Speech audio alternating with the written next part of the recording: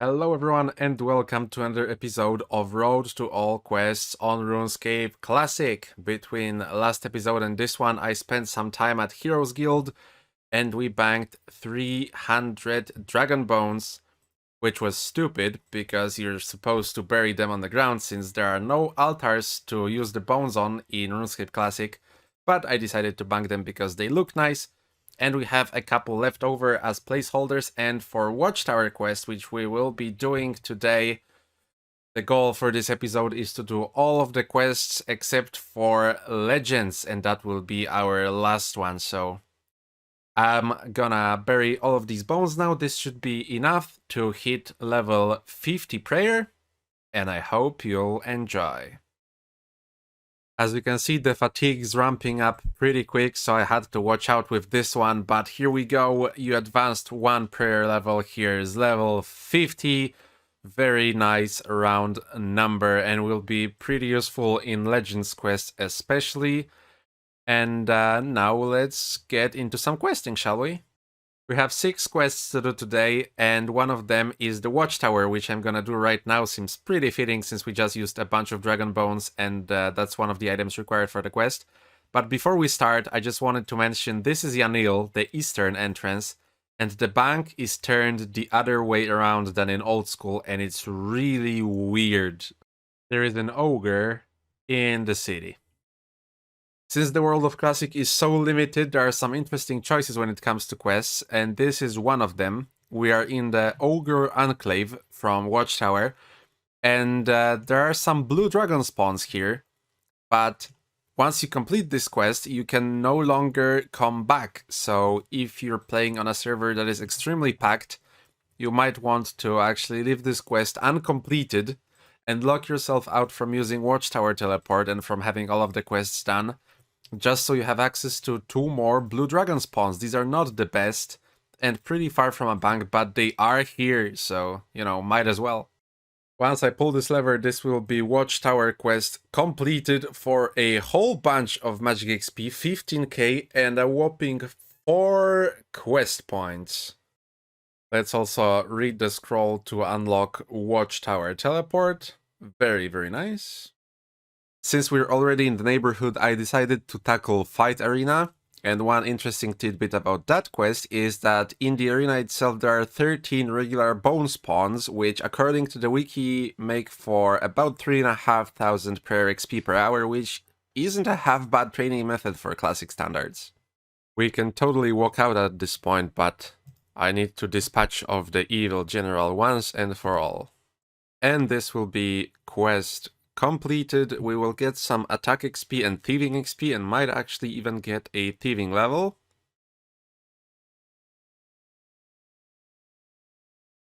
Two quest points. And yeah, and a thieving level. Very nice. Halfway to 52. The next quest on our little journey will be the Waterfall Quest. I just wanted to show you this. This is the waterfall. And this is Almera's house, and there is literally nothing past this point. There is no barbarian outpost, anything. Map just cuts out, it's just the big ocean. I'm in Gloriels Tomb right now, and it has those same nature little accents like it does in old school. But I don't think they usually put portraits in tombs. Anyways, so when it comes to differences between this version and old school, there's this odd looking wall that you have to push to go through. And usually in old school, people absolutely rush Waterfall Quest, you know, it's like a lot of free combat XP. And not only that would be pretty silly to do in Classic because quest XP scales with your levels, so you'd get basically nothing if you did this early. Getting stuck in 3-round combat with this Moss Giant would be a swift game over to pretty much everyone if you didn't manage to sneak past this. So you would really want to get some levels before coming here. I teleported out already, and I had to walk back here again because I picked up the amulet and I forgot to pick up the urn. And you're sitting here watching this, didn't even tell me. Sorry for interrupting so much, but this just looks so damn cool. And here is Waterfall done for just 1 quest point. And we actually got an attack level. So just let me tally out of here. And the next quest we're gonna do is Family Crest. And actually, I just finished it a second ago, but as you know, in Family Crest you get given steel gauntlets, and you can give them to one of the three brothers to get enchanted, and we're gonna get them enchanted with the goldsmithing properties. The other two are the Chaos Gauntlets, increasing power of bolt spells, and Cooking Gauntlets that increase the chance of success while cooking. And actually in Classic they're all three pretty good and pretty valid choices. Generally, the goldsmithing ones are considered the best, but if you're going for like 99 cooking or something, the Cooking Gauntlets will definitely give you a lot of mileage, plus smelting gold is not exactly meta here. That being said, even the third gauntlets, which are usually considered the weakest, the chaos ones, still find a lot of use in Classic because it's not like you have infinite supply of GP and runes, and using up chaos runes instead of devs will definitely be one of the things you will be doing while training magic, so each choice is good pretty much. And one more important piece of trivia is that their stats are exactly the same as Clank's gauntlets, and you always keep them on death. And to my knowledge, that is the only item in RuneScape Classic that acts like this, but I might be way off of this, so if you know, let me know in the comments, please.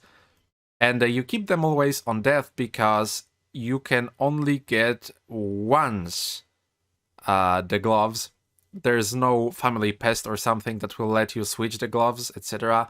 Your glove choice is permanent and you better not drop them. And that will be it for the video. I know I said at the beginning that we will be doing all of the quest except for Legends, and we still have Shiloh and Tourist Trap to do, but I figured for the finale episode doing just Legends will probably not be enough, and Tourist Trap definitely has a lot of very interesting stuff to talk about, namely probably the most broken fletching method in the entire game, so stay tuned for that. And for now, I just hope you enjoyed the video, hopefully you had a wonderful day, and I hope to see you in the next one, in the big finale episode, episode 10. So, yeah, goodbye.